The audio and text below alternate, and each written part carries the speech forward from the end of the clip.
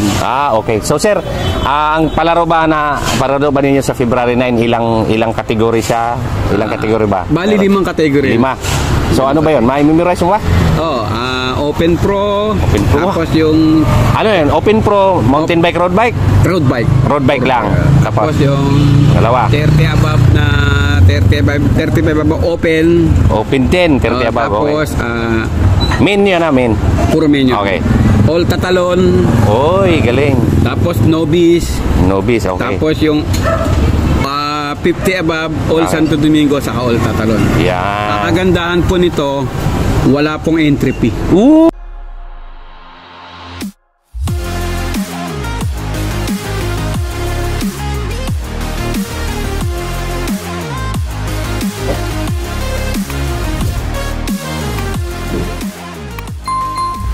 Yon mga kakida, the next video na makikita nyo ngayon ang ating interview sa ating Juancho Calderon dyan sa Tatalon, Quezon City.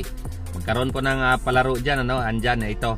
Ipapakita ko sa inyo yung pagkabuang video ng announcement niya, So may nakalimutan lang ako bago sa lahat. Ang palaro nila ay may cash prize 1,500 yata.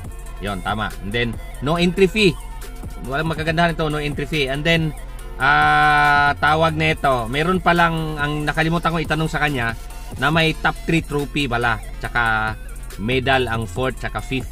Yon mga kakida. So yan lang po yung announcement ko, bago ko makalimutan. With cash prize, ayan po yung ayan po yung pinadala sa yung picture. And then andyan din po yung trophy at tsaka medal. So no entry fee with cash prize. Sa Tatalon, Quezon City mga kakida, kita-kita tayo February 9. Ito, tingnan nyo ang ating video. Wow! Okay. So, ayun. Dapat kaibigan kong vlogger. Uy, huwag naman. Grabe naman yan. Grabe naman. Ayun, mga kakidaks, kailangan nyo ba ng karera ng bisikleta this coming February before Valentine's Day? February 9, dito po sa Barangay Tatalon. Ano yan? Manunggal Street. Diker. Manunggal Street. Senior Citizen Building. Senior Citizen Building. So, yung pinapakita naming video, dito po gaganapin yung karera natin ng bisikleta na pinangunahan itong ating bike addict din pakilala mo na. Ako po si Buboy Calderon, presidente ng Tatalon Cycling Club. Okay. So, sir, ito bang February 9 mo, ano bang naisip mo na magpapakarera ka ng tao sa February 9? Ito ba yung actually, sir, programa kanino to? Kay Kapitan Lobo yan nakaraan, namatay. Ngayon, ang nangyari, sir, namatay si Kapitan Lobo. Ngayon, bilang respeto, ang ginawa ng bagong kapitan na number 1 kagawad, siya na ang kapitan ngayon. Cap Emmanuel Kiko del Mundo. Yun. Itinuloy niya ngayon February 9. Galing naman ni Cap. Galing ni Cap, Sa panguno ng aming kagawad na si Kagawad Dari Rosales. Yeah. Siya ngayon yung ginawa kong advisor na kasi siya yung may hawak ng committee ng cycling. Okay. So sir, ang palaro ba ninyo sa February 9, ilang kategory siya? Ilang kategory ba? Bali 5 kategory. 5. So ano ba 'yon? May memorize mo ba? Open Pro. Open Pro. Tapos yung ano 'yan? Open Pro, mountain bike, road bike? Road bike. Road bike lang. Tapos yung dalawa. 30 above na 35 above open. Open 10, 30 above. Tapos main yun main. Puro main yun. Okay. All tatalon. Oy, galing. Tapos novice. Novice, okay. Tapos yung 50 above, all Santo Domingo, saka all tatalon. Yan. Ang kagandahan po nito, wala pong entry fee. Walang entry fee. Galing! Walang entry fee. Okay, so may declare nyo ba yung magkano pa premyo? Alam mo naman ng mga siklista premyo po dito ay pinamunuan ng council, ng barangay council, sa pamumuno ni Cap Kiko at Kiko del Mundo.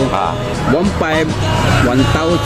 500. No entry fee? No entry fee. Wow, galing naman. Kaya para sa mga siklista. Okay, so bali sir, wala ba tayong ladies? Walang women's category? Wala po Yung mga nabanggit mo lang yun lang yung Okay, nabanggit ko. Para siguro sa next year, dadagdagan pa namin yung category. Pwede. Papayag na si Cap. Sana Sa susunod na karera.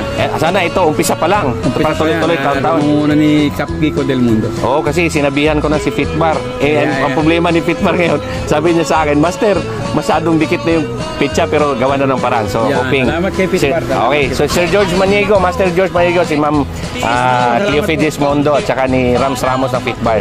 So, asahan natin. So, try natin na makapasok si Fitbar dito at makatulong sa atin. At saka kakausapin ko na rin siguro si tingnan natin si Atty. Goyo Larrazabal sa Partido ng Bago Pilipino kung tutulong siya sa atin. Nangako naman yan. Dali natin yung party list. Ayun, ito talagang Sir Goyo, ito. Dalawa tayo ng tarpaulin para sa... Meron akong tarpaulin, number 91, Partido sa Bagong Pilipino. Yun yung tumutulong din sa amin sa King of Pambita. Kahit noon pa, di ko makakalain na gusto niyang tumuloy sa Kongreso. Salamat po, salamat. Okay, so Atty. Goyo Larrazabal, sir. Yan. Dito tatalo na, February 9. So, sir. Alam na si Atty. Goyo po ay talaga hong mahal niya ng siklista. Uy, talaga niya, sir, kilala. Kilala mo yan? Yan. Ito pa, concern ko.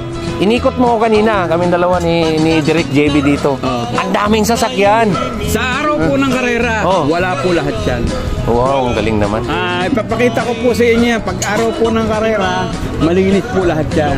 Kasi po, ang ginagawa po ng pamunuan ng barangay, 2 days before, binibigyan po lahat ng flyers ng mga sasakyan. Okay. Tapos, very good.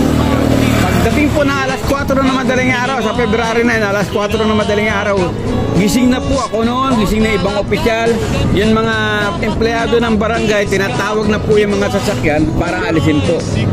At yung iba po naman sasakyan, gabi pa lang inaalis yung sasakyan nila. Kaya pagdating ng pagpatak ng alas 6 ng umaga, wala na po sasakyan. Kaya makikita nyo po yan, pag nag-start po tayo ng karera, wala po sasakyan yan. Okay, very good. Kaya malinis po, kaya safety po yung mga siklista sa araw ng karera. Okay. Kumbaga sila lang talagang makikita niyo sa video na punong-puno ng sasakyan, yung buong rota ng criterium dito sa Tatalon, Manunggal, Cabalata, Victory, Diamonon, punong-puno po ng sasakyan. Sa araw po ng karera, malinis po yan. Tanging escort at siklista lang po ang makikita nyo. Okay, so sir, pinakahuli, anong oras mag-start ang registration natin? Alas 6 po. Alas 6 ng umaga. Yeah, po. Okay, so mga kakida, mga bike addict dyan, February 9, kita-kita tayo dito. Naimbita si Bulanong Bike Addict dito. So, we serve the public. Sabay-sabay tayo umahon, sabay-sabay tayong sumulong. Okay, so paano? Salamat po. Okay, so sa pangsamantala, tika muna sir. Paano ka ba nga pala? Paktikim lang. Gusto ko tayong interviewin eh. Okay. Paano ka ba napadpad sa cycling? Ito, ang naging komisar. Shoutout na sa Phil Cycling. Nag-bike ako 1982. Ano lang? 1982, nag-start ako mag-bike. So, ang nangyari sa akin, ayaw ko payagan ng tatay ko na mag-pro. Na mag-bike. Mayroong isang kaibigan tatay ko, nag-ilaga ng baboy. Ngayon, yung lumaki yung baboy, ang halaga ng baboy noong araw, 750. Para pambili ng bike.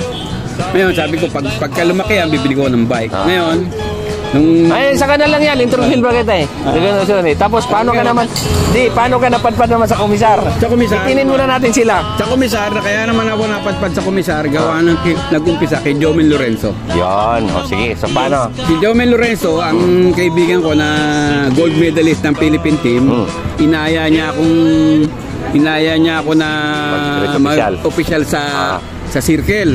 Circle. Ngayon, ang hindi ko alam na yung palang pag-official, hindi porket siklista ka, marunong ka na mag-official. Marunong ka na. Tama. Sabi ni Jomel, resulta mo. Binigay ko. Pag resulta, sabi niya, boy, mali. Nilista ko yung overlap, yung breakaway, saka yung nasa gitna. Ano na nauna rito? Hindi ko na alam, sir. Sabi ni Jomel, boy, 2005, meron SEA Games na magaganap. Gusto mo sumama? Sige sir. Sige, kasama kita. Nag-seminar ako roon, sir. Nag-seminar ako. Ang naging kasama ko roon, sir, hindi basta-basta siklista. Ang naging kaibigan ko roon, nakasama ko sa corner judge kami, si Romeo Bonso, yung namatay, na rookie champion. Si Carlo Geb, na back-to-back champion. Kaibigan ko yung mga yan. Tsaka si Armando Catalan, na 1998 Marlboro Tour champion din. So, simula noon, tuloy-tuloy na yun. Hanggang nakilala ko ni Juancho Ramores, may kaibigan ko si Tukayo na back-to-back Mountain King din sa King of Kinon. King of Kinon. Naging kaibigan ko, kung kayo ko yun, sinama niya na ako sa tour. Okay, so... Sinama niya na ako sa tour hanggang sa... Pag may karera sa Bicol, ginagawa niya na akong komisar. Yung tiwala niya sa akin, lubos-lubos. So, parang kagaya ko, simula noon hanggang ngayon, mahal mo pa rin talaga ang cycling. Okay, so paano sir? Mga kagida, marami akong gustong itanong dito about sa pagkumisar, about sa pagmamahal sa siklista. So, susunod na video, sikapin ko na interviewin ko to. Ikukwento ko sa inyo kung paano magkumisar. Hindi basta-basta kumisar ka lang. Oo nga, bitinin mo na natin. Huwag mo na i-reveal yan. Interviewin mo na kita. So, mga kagida, so paano? Pagsamantalang magpaalam ako, kasama ko si Juancho Ramores alias Buboy. Juancho Caliron pala. Sorry. Alias Buboy pala kakilala na dito. Sikat pala dito to sa Tatalon eh. So, see you at February 9, dito. 6 AM ang registration. Yung mga nabanggit ng kategory, puntahan natin, laruin natin. No entry with cash prize. Okay? So, paano? Pagsamantalang mo pala mga bumula ng bagay na magsasabi, ang Diyos ay mabuti. To God be the glory. Salamat kita. Salamat, Joel Abukayon.